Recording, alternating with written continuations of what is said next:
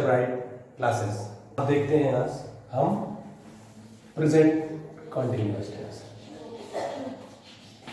Present continuous tense, इसको imperfect भी कहते हैं या प्रेजेंट प्रोग्रेसिव भी कहते हैं।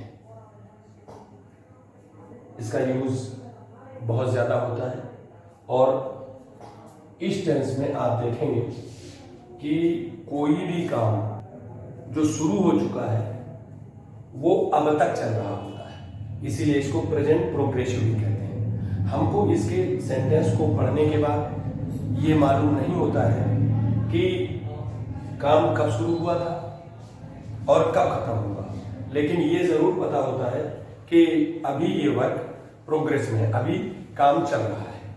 और इस टेंस को जब भी कोई घटना लगातार कंटिन्यूअस जारी रहती है उसको बताने के लिए हम इस टेंस का यूज करते हैं। दूसरी बात, हम इसी टेंस से गोइंग टू वर्ब का यूज भी करते हैं।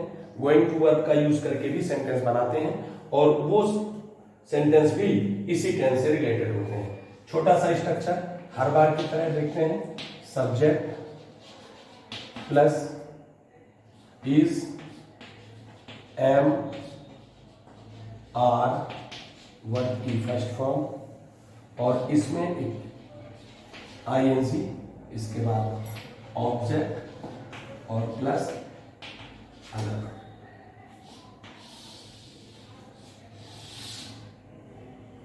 सिंगुलर नंबर सब्जेक्ट होगा तो हम इसका यूज करेंगे, प्लूरल नंबर सब्जेक्ट होगा तो आर का यूज करेंगे और आई के साथ एम फिक्स है। आप लोग पहले ही जानते हैं कि एम सिर्फ किसके साथ यूज होगा, आई के साथ यूज होगा। इसलिए स्ट्रक्चर में सब्जेक्ट फिर is am are first form of the verb, उसमें आईएनजी जोड़ेंगे, ऑब्जेक्ट लिखेंगे और अदर वर्ड। आपको ध्यान रखना है सेंटेंस से ये जब लगेगा कि आप कोई काम जो था वो कब शुरू हुआ था ये हमको नहीं मालूम होता है, लेकिन वो काम इस समय चल रहा होता है। जैसे हम आपसे कहें I am teaching English,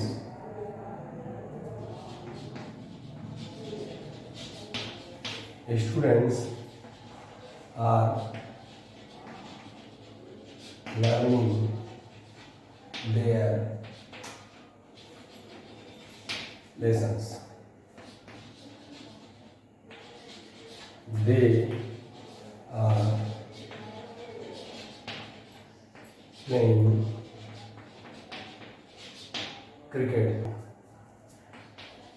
My mother is cooking food. इस तरीके से सिर्फ इच एम आर का यूज करेंगे वर्ब की फर्स्ट फॉर्म में आईएनजी। और जहां कहीं भी एक बात हमेशा याद रखिए, अगर कंटिन्यूअस, जैसे ही आप वर्ड कंटिन्यूअस सुनते हैं तो एक चीज को आप अपने दिमाग में अच्छे से बैठा लीजिए कि कंटिन्यूअस मींस फर्स्ट फॉर्म में आईएनजी लगेगा ही, वो किसी भी टेंस का हो। आगे वाले टेंस में जब हम चर्चा करेंगे उनकी बात करेंगे, लेकिन जैसे ही एक बात आप अपने दिमाग में अच्छे से बैठा लीजिए, one thing which you have to remember that when it is continuous ING is must.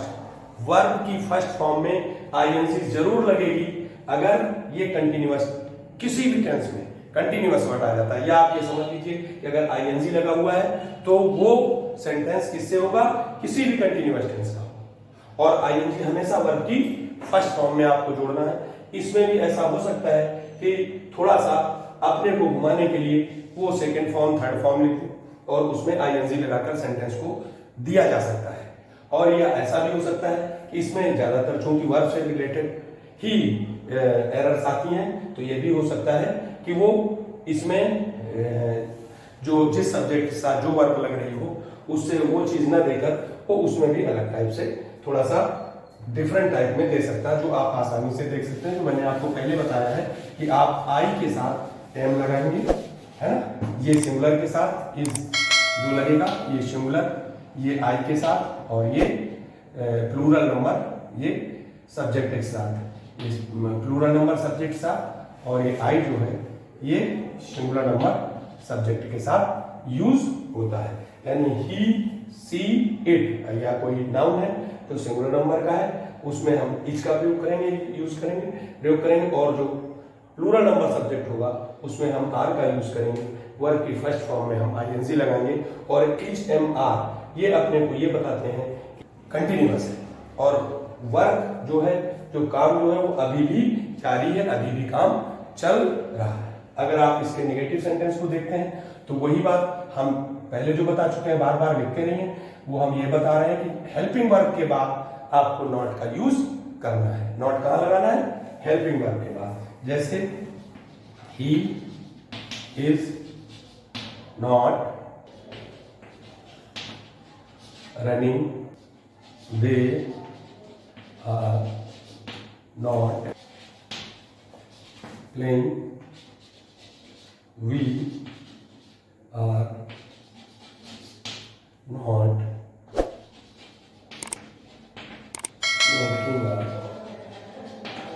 Noise. इस तरीके से आप बना सकते हैं। अगर आपको इंट्रोगेटिव सेंटेंस बनाना है तो अब तो बहुत अच्छे से पता हो गया होगा, क्योंकि हम कई वीडियो में बता चुके हैं कि जब भी आप इंट्रोगेटिव सेंटेंस बनाएं उसकी हेल्पिंग वर्ब को सब्जेक्ट से पहले लिख दें, आपका वो क्वेश्चन बनेगा।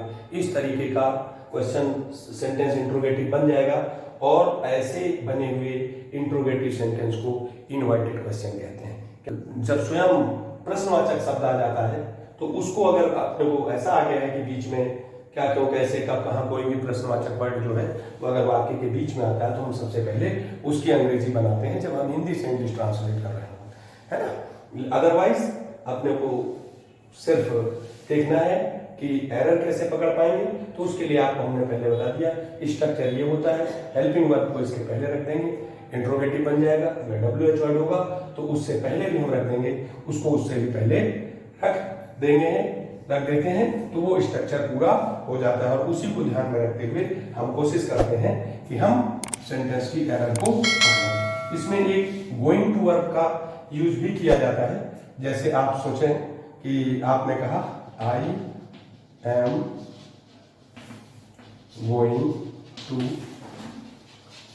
टीच इंग्लिश, तो अब यहां एक बात का ध्यान रखना कि हम ये गोइंग टू वर्ब पूरी ही है, इस बात का याद रखना। इसलिए अगर ये गोइंग टू लग जाए तो आपको फिर ये ध्यान रखना है कि सेंटेंस में एरर में अगर ये टीचिंग लिखा हुआ है तो ये गलत हो जाएगा।